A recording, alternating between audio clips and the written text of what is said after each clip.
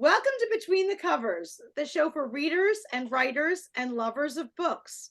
I'm Stephanie, and I'm a publisher at Red Penguin Books, where we publish books of all types and genres. So whether you have a manuscript all ready to go, a book still stuck in your head, or even 300 pieces of loose leaf shoved in a drawer, and yes, at least once a month, I do get an envelope filled with loose leaf to turn into a book.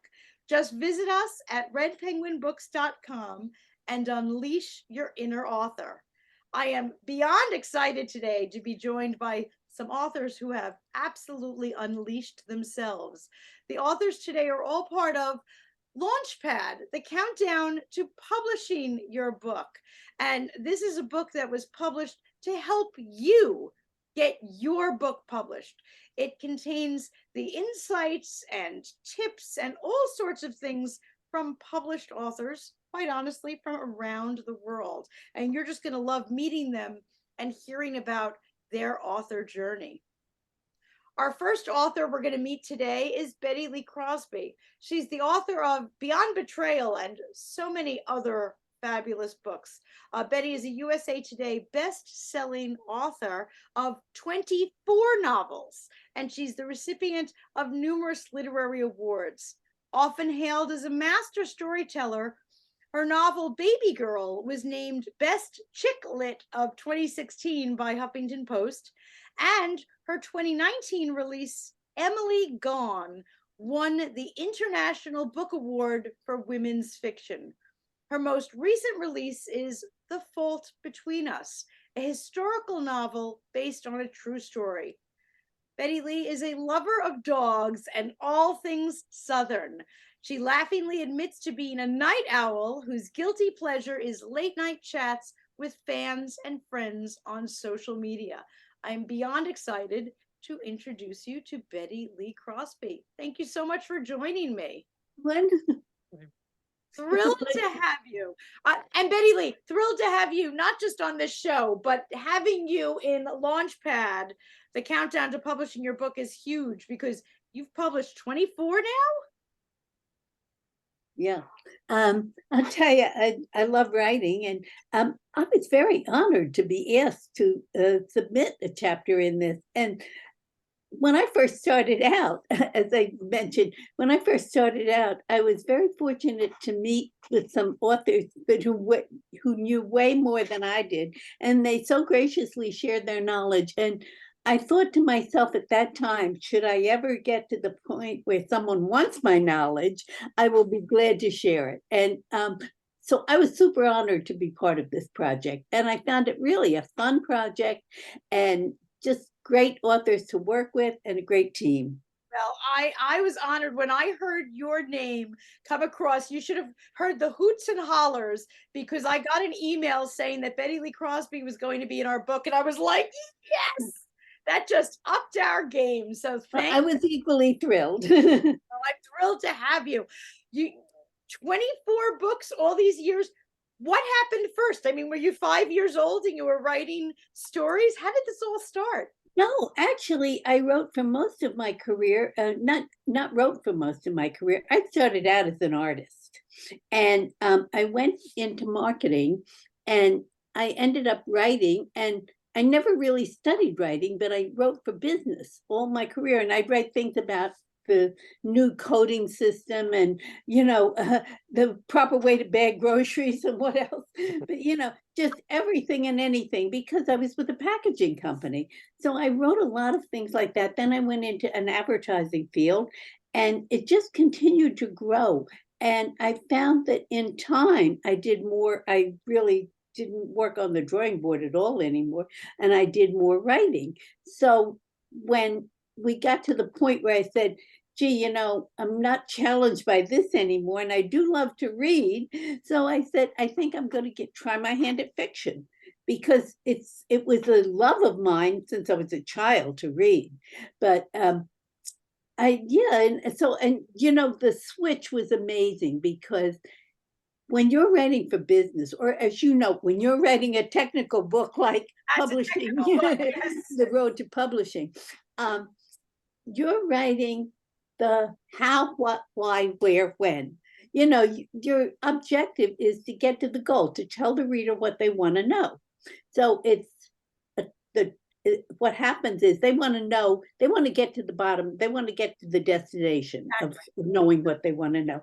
Whereas with fiction, it's all about the journey. You don't want to get to the destination until the very last chapter. So it was quite a transition at first, but happily I made it. And little by little, believe me, I have a couple of books that are still in the drawer. And, so I think when you're ready to be published, when your book is good enough. Good. Tell me something. I hope you don't mind my asking. How old were you when you made that transition to writing fiction? Gosh, I was 46. Wow. Okay. I love that answer because, for everyone out there who thinks, nope, too late, that shit has passed me by. Nope. But one of the funny stories I have is that, as I said, I really approached this kind of through the back door and kind of meandering in. We wanted to move to Florida in the worst way. And so my husband had the kind of job, he was with the financial services company where he could, in other words, move to Morgan Stanley in Florida as opposed to New York. And so I wanted to do something where I could really do it out of my house and more inspirational, I guess, more creative. And so I started writing, and at first it was, I really guess it was long stories, and I look back now and at my first manuscript not that long ago, and it was something like 149,000 words. And I thought, good Lord, what was I thinking?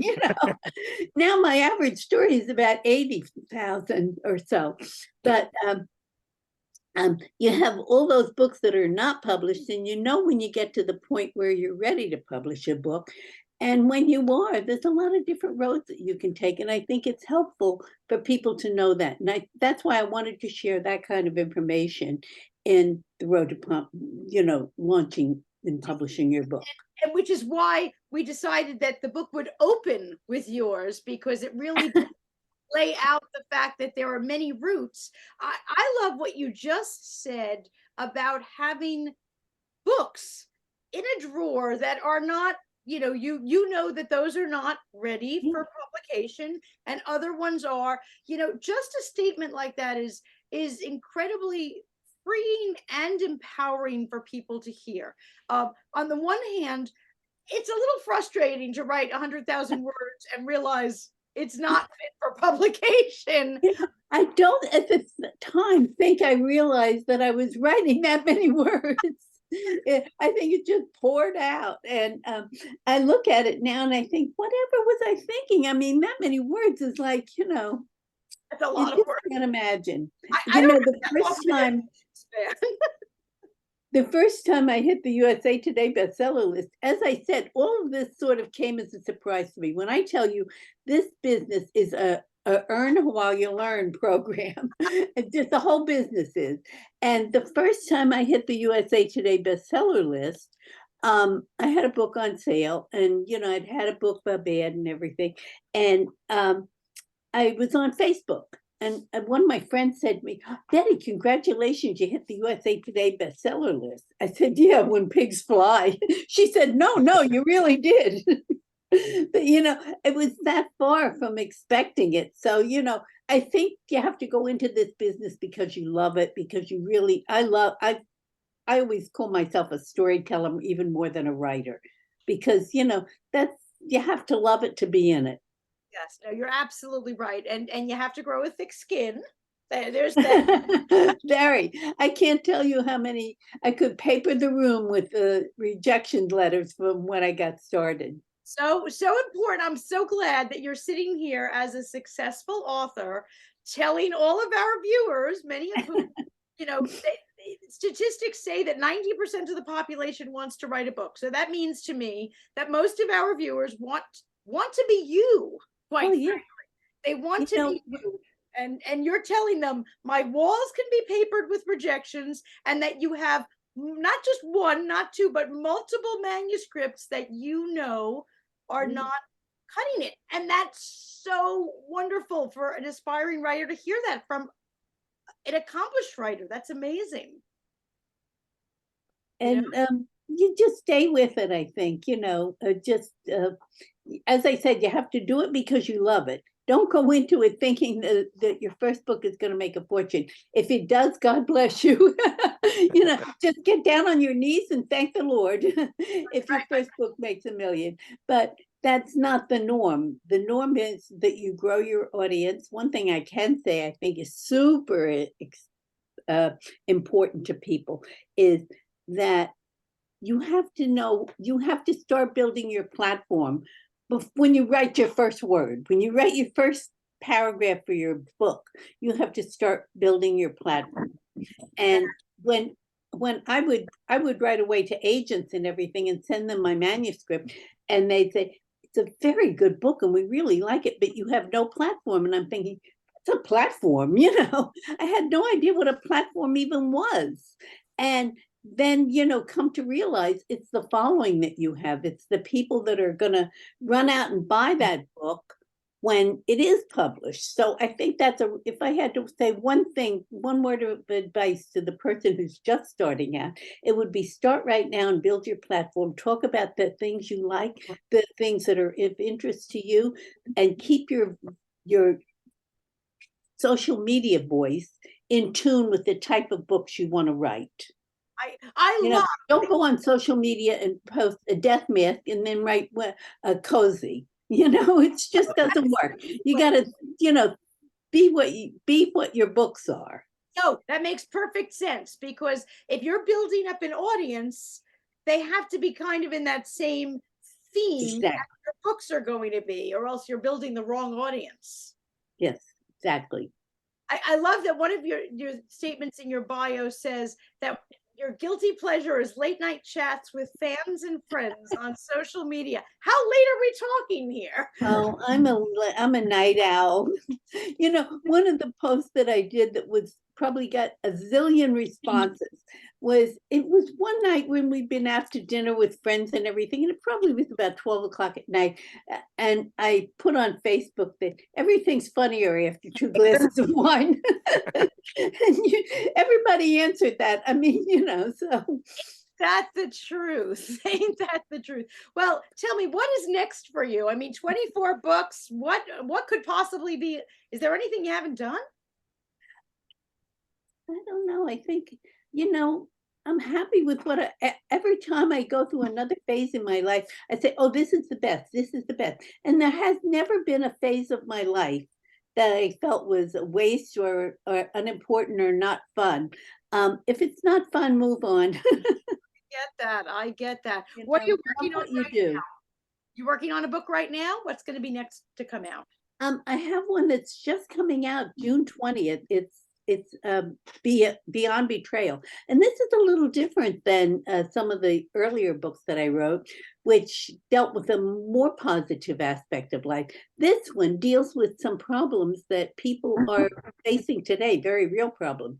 Like after the infidelity of a spouse, that's one thing. But if that spouse passes away before you can confront him about it, then you're stuck with that guilt inside of you, and you live with, what did I do wrong? What could I have done differently and everything? And where do you go from there? So it's really about alcohol abuse, all kinds of things like that a woman turns to, blaming herself, and how you have to learn to not blame yourself and to move on and find the part of you that really is the good part. Oh, fantastic. You said that Beyond Betrayal comes out June 20th? June 20th. Terrific. And I'm waiting right now for the proof to come in. I'm so anxious to get it in my hot little hand. I'm sure you are. Well, we want to get it into our hot little hands as well. June 20th, Beyond Betrayal.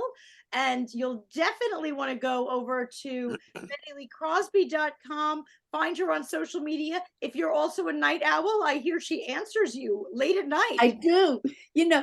I always find it very cute, and I don't know, gratifying perhaps when I answered. Someone will write to me and say, I really loved your book and I just wanted to take this time to tell you. And they'll message me on Facebook. And then when I write back and say, thank you, I'm so delighted to hear from you, they say, I can't believe I actually wrote to an author and she answered me. You know what? Those people will be your fan forever. So take the time to do it. That you said that. And the fact that people are so shocked that an author wrote back means more authors need to be writing back. Yeah, absolutely. It's a wonderful thing. I'll tell you, the more you connect with your audience, the more loyal they'll be. And I am so blessed in having really wonderful, wonderful followers. Oh my gosh, great tips. Thank you so much. Our next author today, Robb Grindstaff, is the author of Slade and all sorts of other books. He's also an editor, and his contribution to LaunchPad, the countdown to publishing your book, had to do with working with editors. In addition to a career as a journalist, newspaper editor, publisher, and media executive, Robb has written fiction for most of his life. The newspaper biz has taken him and his family from Phoenix, Arizona to small towns in North Carolina, Texas, and Wisconsin. 7 years in Washington, D.C., 5 years in Asia. Wow. Born and raised a small town kid, he's as comfortable in Tokyo or Tuna, Texas. The variety of places he's lived serve as settings for the characters who invade his head. He has 4 novels published with Evolved Publishing: Slade, Turning Trixie, Hannah's Voice, and Carry Me Away. His novels are best classified as contemporary Southern lit. In 2022, Evolved also launched Junebug Gothic: Tales from the South, a collection of Robb's short stories. Robb is also a sought-after fiction editor with editing clients from around the world, including agented, traditionally published, and best-selling independent authors. His articles on the craft of writing fiction have appeared in various writer magazines and websites. He has also taught writing courses for the Romance Writers of America and the Romance Writers of Australia, even though he is neither a romance writer nor Australian. He's also an instructor at the Novel in Progress Boot Camp. Robb now resides in the Ozarks of Missouri, where he writes and edits full-time. So excited to welcome author Robb Grindstaff. Thank you for joining us. Well, thank you for having me. And Oh it was my fun it was fun listening to Betty because I could have said a lot of the same things she said, except I don't have 24 novels out, not even close. You got 20 more to go and you'll get there. I'll finish that up next month. Betty's an absolute legend, that's for sure. She's an absolute legend. Well, I'm so delighted to have you. And as a travel buff myself, oh my gosh, the places you have lived are just amazing. We've seen some nice places out there, and so that's when we lived in Tokyo for a few years, we thought, what an opportunity to see an entire part of the world that we never would have thought we would have had the opportunity. So we tried not to let any of those chances slip by us during that 5 years, and did a lot of traveling in that part of the world. Tell me a little bit about your work as an editor too, because I know in our LaunchPad series, you have a whole section on working with editors. As you've been on both sides of the pen then, shall we say, as an editor, what do you find, let's say, your most challenging things that you have to do, as well as maybe some, oh, that was easier than I thought it might have been? Oh, that's a good question. Sometimes the easiest things to do, I think, are to help people learn to write better, to improve their prose, their sentence structure, to get more creative, to dig a little deeper into the character, rather than saying, she sighed and smiled and nodded her head. It's like, okay, that's a good chance to go inside the character and tell me how she's feeling or how she's thinking, or tell, what she's thinking.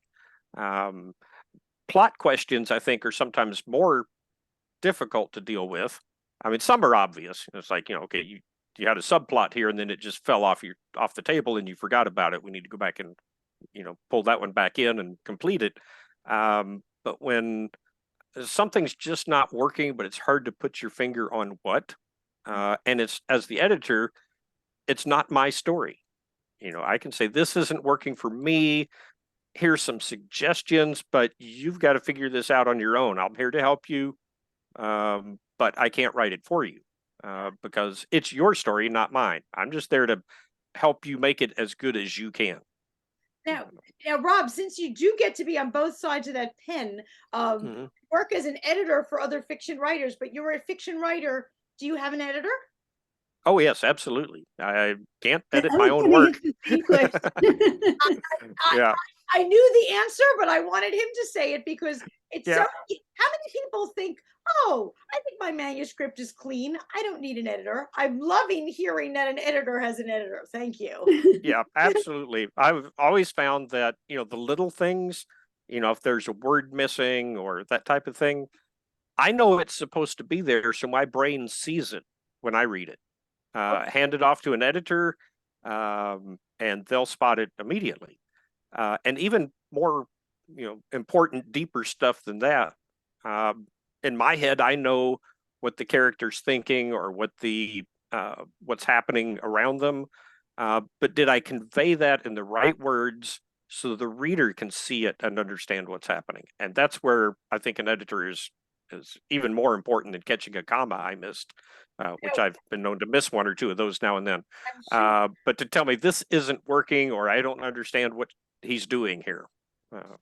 Now, as both an editor and a writer, here's an interesting thought.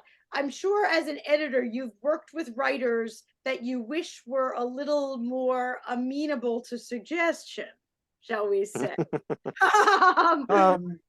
I think in the 17 years that I've been editing, I've had, it's over, I think I counted the other day, 250 novels I've edited in 17 years.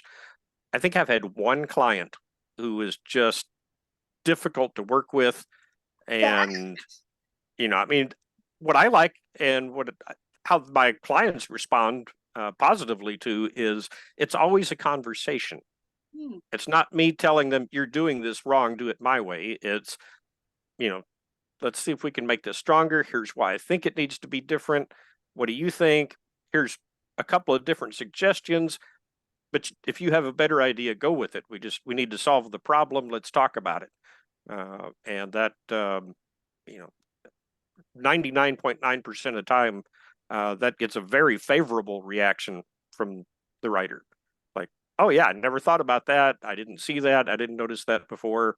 And it gave me a great idea. I know how to fix it. That's fantastic. And as an editor who also writes, I know one of the things that we say when we were writing LaunchPad, the guide to writing your book, was not to edit as you write, just because it stops the creative flow if you sit there and end up kind of taking apart, oh, what's a good synonym for this and what's a good, oh my goodness, just keep going. But you're an editor. Do you have to somehow turn that off? Tell me about your writing process. I think every writer probably has their own unique creative process. And I do a lot of things in my writing and in my process for writing that a lot of experts say, oh, you shouldn't do this. But it's how I write. And typically it takes me longer to finish a first draft. But from that point, by the time I finish a first draft, it's pretty clean. It still has to be edited. I'll still make revisions. But I'll take longer on that first draft. I'll write a chapter. I agree with the comment that, when the writing is flowing, when that creativity is going, just get the words on a page. I think, you can't fix a blank page. Just write, get it down. But the next day, what I tend to do is go back and reread what I wrote yesterday. And maybe I reread it 2 or 3 times and I edit it and I fix this sentence and I change that and play with it, and then get back into the creative flow for the next scene. And then the next day, or, you also hear sometimes, if you're a writer, you write every day. Well, I don't write every day. I think about writing every day. I think about the story I'm working on. I'm thinking about the character, and then something will click and I'll sit down write for 4 days straight. But I'll hit a point where it's like, it's not writer's block. It's just, I need to stop and let that story digest a little bit in my head. Which that's kind of a non sequitur. Things don't digest in your head. But anyway, to come back to it in a couple of days or a few days or a week or a month or whenever I get back to it, and all of a sudden the creative flow kicks in again. Gotcha. Tell us a little bit about your fiction. What inspires your stories? Oh, what inspires my stories? I think they have medication to help with now, but I wouldn't do that. But going back to something Betty talked about earlier, the first novel I wrote, and I'd been writing fiction all my life, and I'd tried writing a novel a few times, and it didn't go anywhere, and it didn't get finished, and I didn't know what I was doing anyway. And I had a job in the journalism world and news media, but sometime in my mid-40s, a character showed up in my head, and she wouldn't stop talking till I sat down and started just writing down what she said. I didn't know what the story was. I had no idea. And I just wrote and wrote and wrote. And the story just kind of came out over time, and, I had to massage a little bit. When I finished that first draft of my first novel that I ever completed, it was 162,000 words. And of course, I told the backstory of both of her parents. Curve, right? Yeah, it's like, well, everybody wants to know, about her father's, childhood, right? So I wrote that, which what I found was really helpful to me to know all of that. I got to know that character so well, but that I wrote a lot of stuff that readers did not need. It took a few years, and it wasn't, that was the first novel I wrote. It wasn't the first novel I got published. By next, I'd kind of shelved that one after wallpapering a room with rejections. Had written another novel that did get picked up by a publishing company. Went back to the first one and rewrote it again, worked with an editor, and Evolve Publishing picked it up also at 90,000 words instead of 162,000. So now, is that first novel, was that Slade? no, the first novel was Carry Me Away, the first one I wrote. The second book I wrote, the first one published, was Hannah's Voice. Okay. And that one came to me completely different. You're talking about, where do your stories come from? That one, the entire concept of the story came to me in a single instant type of thing. It was, I got a 6-year-old girl, nobody believes her, so she just stops talking. And it just tears apart her entire community, and eventually the entire nation divides up, arguing over what it means that this girl stopped talking. And so I had the whole story idea in 10 seconds. Took me a couple of years or more to write it. And then with Slade, that was kind of back to the first one. Just had a character that wouldn't, he just kept talking, and I had to sit down and start writing. And I did something that I had heard from others as a recommendation, and I've taught it in classes. If you need to get to know your character inside out, interview them. So I finally just started interviewing the character because I couldn't figure out what was going on. He had this really unique character in a unique situation, and I needed to know what the story was. And so I interviewed him, and then he would mention his brother, so I would interview the brother, and the brother would mention the wife, so I'd interview the wife. And so wound up when I had about 40,000 words of interviews, and I thought, I've got to take all this information. Now I kind of know what the story is. I got to turn this into an actual novel. But I kept looking at it, I thought, this might work. And so we finished it. And the entire novel is me interviewing characters about events that happened years earlier. Interesting. So talk about breaking all the normal rules of writing fiction. But somehow it worked.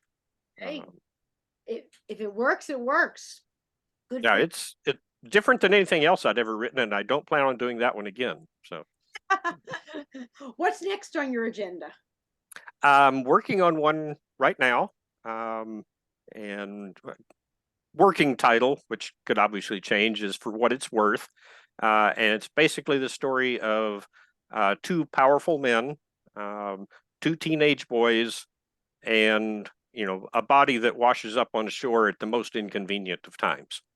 So that's about all I want to say about that, because I'm not sure I know the whole story yet myself, but that's what we're working on. And the other thing I work on constantly is editing, teaching, writing coach, whatever. Editing supports my writing habit. I love that. Well, whether you want to read some amazing Southern literature, or whether you're looking for Robb for editing so that you can write your own novel, you'll definitely want to visit his website, get on his mailing list, and get reading and get writing yourself. Our next author today, Wilnona Marie, is the author of A Thoughtful Collection. And Wilnona is an awarded poet and member of the And I Thought Ladies. The And I Thought Ladies also have novels in romance, women's fiction, and noir mystery. She's a co-founder of 25 Hottest Authors magazine and the And I Thought Literary magazine, as well as the Thoughtful Book Festival. In early 2020, they served as the judges on Scholastic Writing and Arts Award. The pair, Wilnona and Jade, the partner, have turned their writing career into a media empire, ranging from the written word to starring in a reality show about authors, which aired on Channel 18 in 4 markets, as well as on Amazon. They are principals in the documentary Create, Aspire, and Inspire, as well as How to Become a Lady. These shows share a place under the AITL umbrella, alongside the 4 podcasts and the Inspirational Women in Literature, Media, and Journalism Awards. Wow, so excited to welcome to our show Wilnona Marie. Thank you so much for joining us. Okay, there we go. I'm sorry, I'm on the street in Pasadena, California, in LA, and I want to turn the camera around so Alexis can wave. Can you wave, Alexis? Oh, she just got an Inspirational Woman and a Media Award. She's a casting director for a couple of movies and some TV shows. fantastic. Hi, nice to see you. Yeah, she's gone now. I'm sorry. She had like 15 minutes to talk, and I was like, you know something? I'm putting her on camera. She's only putting other people on camera. Well, if I didn't think that you were a busy woman from reading your bio, now seeing you on a street corner in Pasadena, I know so. How is everyone today? I've enjoyed listening to everyone about talking about their books. I'm also in the middle of lunch, but that's okay. I get that. I need to eat less anyway. Well, no.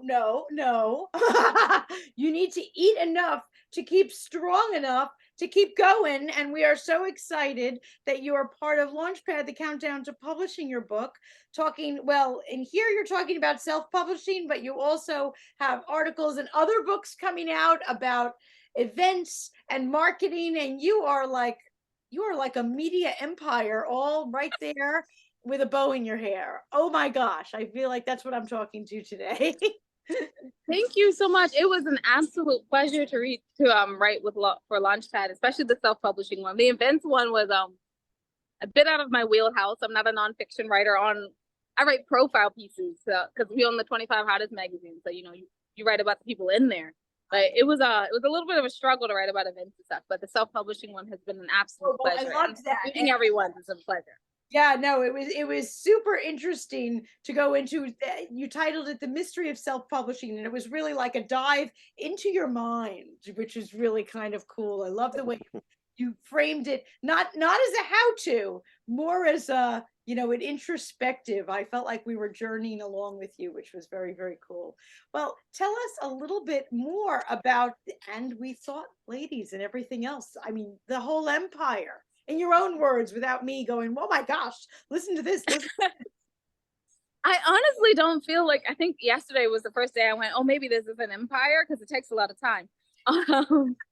But so we started writing I got published at 10, and then I did some poetry, and Jade was like, you have to write one last poetry book, because I was going to write a last book, and we became the Anti-Thought Ladies off of that book. And I was like, let's see what we can do with a book besides just sell it. And I mean, we started a wine, a board game. We journeyed into having scripts, podcasts. We got syndicated in London with a podcast. Hold on. The problem with standing on a street corner is, there's surround noise, background noise. Totally understand. Okay, now let's start again. And then we actually made our books in the clothes. So now we have a clothing line and have been in numerous fashion magazines, in fact. It's been kind of fun and different. And it's interesting to figure out what you can do with a book. And I think it's been 2 months ago, I was actually in a movie in Atlanta, Georgia, from, my book career. Someone saw me and was like, I was friends with the director and stuff. And yeah, so I ended up in a movie. It's been amazing what a book career can do. I mean, I feel like any author that can write, if I'm self-published, any author that can write can do this too. So you went from writing a poetry book when you were 10 to being a fashion mogul. and a movie star, and I mean, my gosh, did you say something about wine and board games? Yes, we own a small wine. It's called the Literary Ladies. So we only do one kind of flavor a year. So this year is the year of white wine. We have a Chardonnay.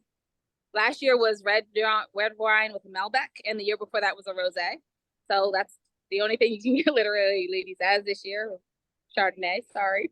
I had no idea there was a wine. I did not know about you and I are going to have to talk, because I want a wine now. If you're you've given me like a new goal in life.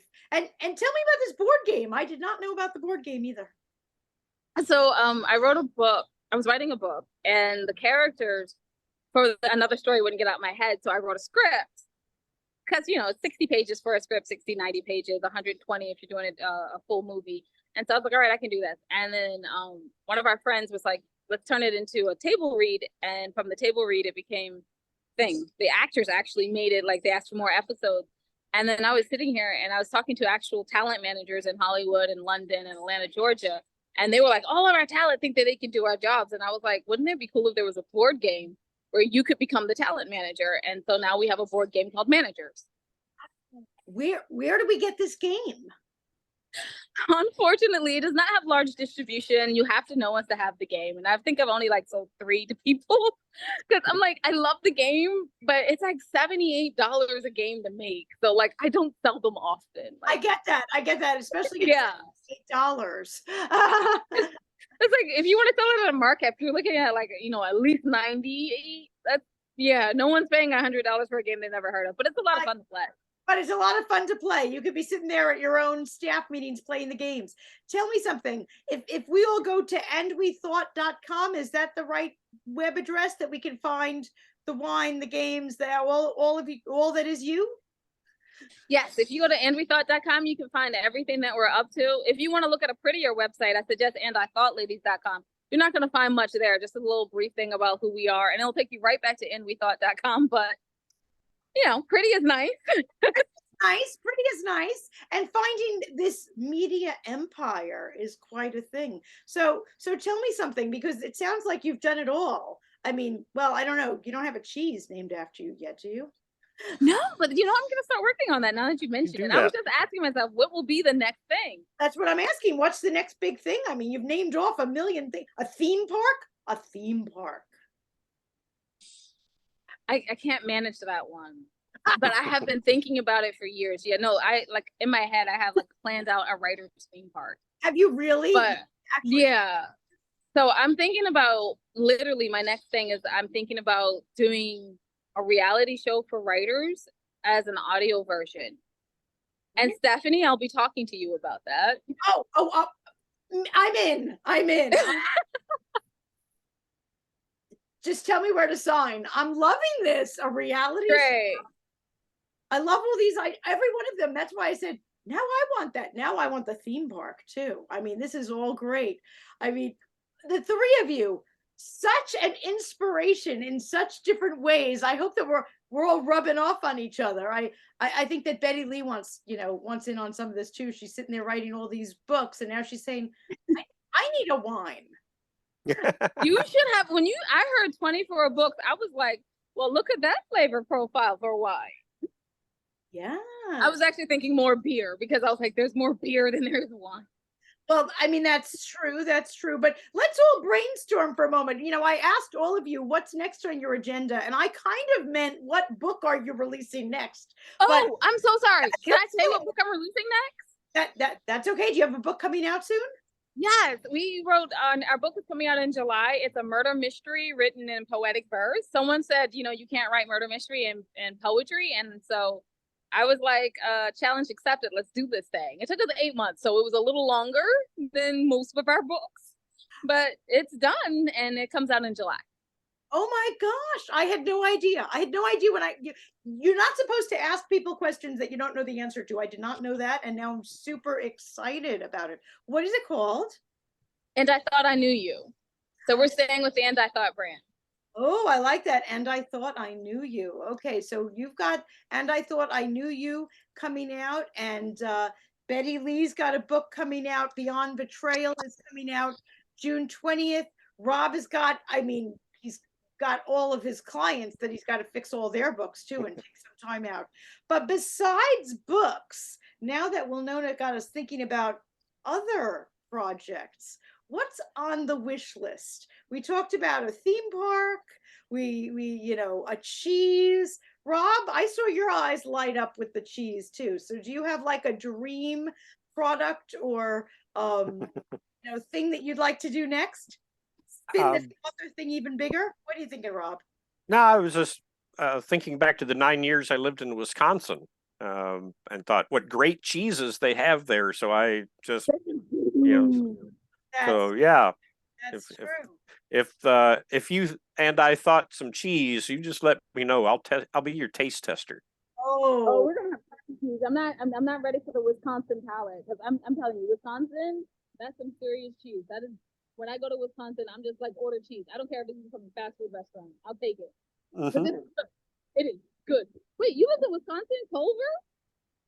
Do you know Culver? Culver's? Yeah. Yeah. Favorite thing was to hit the West, because I tour in the Midwest. Yeah, and you can get cheese curds at Culver's that are pretty tasty. I love this. In Florida now, but no cheese curds there. Yeah. Oh, also, what's next for me? In July we go on a European tour, our 7th European tour for the new book. Where are you going? Any particular countries or everywhere? Just 2. It's England. We'll be doing London, Sheffield, Wales, Edinburgh, Keighley. I'm missing 2. York, and not missing 1. Bradford, and then the Greek Isles. They always book us for a book reading in the Greek Isles. So yeah, I don't mind that at all. Absolutely not. I was about to say, by sticking to the UK, at least you don't have a language barrier, but then you mentioned Edinburgh, and I don't think I'd understand a word they said up in Edinburgh. Oh, and a fashion shoot in Paris. Absolutely. Now, Betty Lee, if we're going to brainstorm about where this author thing can go, I think you need a dog breed named after you or your characters. I have dogs in several of my books, and one of them I actually dedicated to. I had a rescue Bichon. I don't know how anybody who could let a Bichon go. They're so lovable. But I rescued her when she was 8 months old, and we had her for 10 years, and that's a relatively short lifespan for a Bichon. And she got a squamous cell carcinoma on the underside of her tongue, and we lost her. We did everything possible, but there was just no way that we could save her. And I was in the process of writing it, so when that book came out, I gave all the proceeds from the sales of it to the rescue center in our area. Oh, that's so sweet. Yeah, I mean, so that one is actually it's called Wishing for Wonderful. And it's a little bit of a fantasy. I jump around with genres. I probably do all women's fiction, but I'll go to fantasy, and then I'll go to something that's much more realistic and tear-jerking, and then come back to fantasy. So I think, it keeps your brain alive. I get that. I get that. Well, over the course of meeting the three of you, I've asked you what my classic question always is, what advice would you give to future writers, blah, blah, blah. But since you are all part of LaunchPad, the guide to publishing your book, I want to ask, what on your wish list would you change about the publishing industry? Is there something that you would make different than it is right now? Betty Lee, we'll start with you. What would you change about the way things are done? Tough question.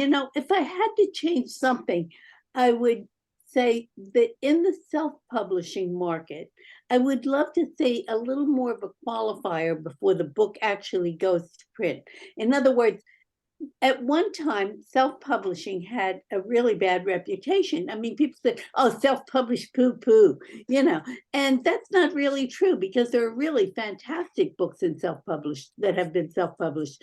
And I've discovered a number of authors that for some reason just didn't make it through all the channels of going through agents and everything, and ended up self-publishing their book. And then the agents were pounding on their door. So I think if, and maybe this is something writers ask themselves, when is my book really ready to be published? Yes. Don't just put it out there because it's finished. And, editors are your very best friend. I have to tell you, I would be down the creek without my editor. She is just my absolute best friend. And I don't mean socially, I mean book-wise, because editors are what make a book into a great book, honestly. I mean, just as Robb said, they see the holes in the story. They see the mistakes people make. And I think going in and pulling those out of the writer makes, I've learned so much. Since my first few books, I didn't really have an editor, so to speak. My editors were my friends and, everyone like that, which is a big, big, big mistake. And those books have all since been re-edited. But, an editor will pull the very best out of an author. And I think even if you have to go bring a bag lunch for a month, to your regular job, put that money into getting a good editor, because it's really well worth every dollar. I'm so glad you said that. And that goes for traditionally published, self-published, however that book is making it to market. Editors, thank you, Robb, for representing editors today, are so critical. And what you said about the publishing industry, yes, it used to be that self-published was looked down upon, and now in so many circles, self-published is done for freedom. We have Wilnona Marie here, who is obviously wanting that freedom that she would never, ever get with a traditional publisher, which I love. So Wilnona, I'm going to ask you the same question, if you don't mind. What would you change about the publishing industry if you could? Is there anything you'd change? Wilnona, is there anything that you would change? I think what I think I would change is probably the whole querying process. I think that was the question, right? Just wanted to make sure I got it right. That's right. Yeah, I would change the entire querying process. I think I would probably want to streamline it more like a Netflix thing, like a blacklist that you have in Hollywood of all the good ideas that came out. And then you just read down it and be like, yeah, that one sounds good, that one sounds good, that one sounds good, and then the agents would pursue the author that way. Ooh, I like the way I love thinking about querying and Netflix. I've never put those two things in the same sentence before. Absolutely, love that. Robb, how about you? Something that you would change about this publishing industry that we're dealing with? Oh, they would immediately start sending me bigger checks. Right. That's. I'm with you on that one. I don't know. There's bigger checks. Yeah, I don't know. There's so many options out there now. Of course, there's still the traditional publishing companies, which have gone through a lot of changes.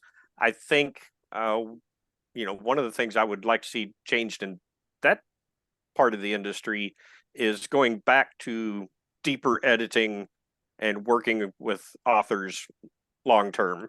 I see a lot of kind of, oh, your first book didn't sell enough, so you're done. And the editing and marketing support from traditional publishing doesn't appear to be what it used to be. But Right. again, I understand the world has changed. Self-publishing, turned everything upside down, but there are options between those two. Right. Small presses, hybrid publishers that can provide you a lot of support and a lot of help and can get a professionally edited, professionally designed book out for you. No, it's not through one of the big three, or is it the big two publishers now? They keep beating each other. Yeah, and it may not be on the shelf at Barnes and Noble, but is how many people buy their books at Barnes and Noble anymore? There's so many other options. So I think that's it may be there are too many options and it's a little overwhelming. Maybe overwhelming for readers to try to find what they're looking for, to find that new good book that they haven't heard of before. That's a good point. And I find watching television, for example, since Wilnona has us equating, querying with Netflix. Nowadays, used to be you turned on the TV, you flipped around the channels, and you watched what you watched. Nowadays, you have to kind of say, how do I view that? Oh, I've heard of this new show. I'm not even sure where I'm finding that.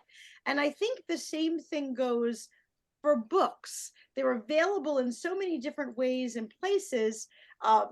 But it's our job as authors and publishers, in some cases, to make sure that people can find us amidst all of those options. So I think I'm hearing you that there's a lot of options, which can make it confusing. But then we meet someone like Wilnona, who's taken those options and turning them upside down and using everyone. It's really kind of exciting. I have been so excited to meet the three of you, and I want to remind all of our viewers what we want them finding. And these books, I'm sure, are available, and I put all the website addresses so that you can follow up with our authors. Certainly, if you are writing yourself, LaunchPad, the countdown to publishing your book, part of a 3-book series, the countdown to writing your book, already out, and the countdown to marketing your book will be coming out soon. You definitely want to find, after June 20th, Beyond Betrayal by Bette Lee Crosby, along with 23 other novels. So BetteLeeCrosby.com, and super active on social media. So you definitely want to catch up. Robb is the author of Slade and 3 other novels, as well as an editor of many, many other novels. So whether you are a reader and you want to read some great Southern fiction, or a writer and you want some assistance, we're so delighted to be joined today by a writer and editor. And this is where you can find Robb. And Wilnona Marie and her partner Jade are part of And We Thought. The And We Thought ladies is more than just one book. It's many books. It's a fashion line. It's a group of podcasts. Heck, it's a board game and a bottle of wine. So you definitely want to go over and visit andwethought.com so you too can buy tickets to the theme park and be part of all of the excitement that's there. The 3 of you, my God, my mind is buzzing. I'm like sitting here literally hosting and taking notes on all the things I want to do next. And I can't thank you enough for all you've done for writers out there, for readers out there. And please connect with me and keep in touch so that I can shoot out all of your stuff to our audiences. Thank you so much for joining me. Thank you for having us. Absolutely.